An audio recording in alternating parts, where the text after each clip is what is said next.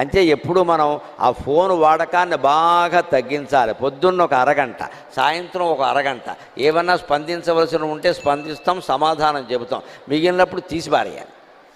ఎవడో పంపుతాడు, పంపని టిక్ అన్నప్పుడల్లా చూడక్కర్లేదు. ఇక్కడ పక్కనే పెట్టుకోవడం. ఓ పక్క పారాయణ కూడా చేస్తూ ఉంటాం. అష్టమి చంద్ర విభ్రాజులు టిక్, మళ్ళీ ఇక్కడ ఇక నీకు టిక్ దేనికి?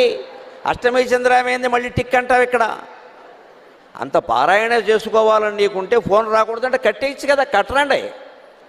నీకు నిజంగా రావడం ఇష్టం లేకపోతే ఫోన్ కట్టేయాలి కదా.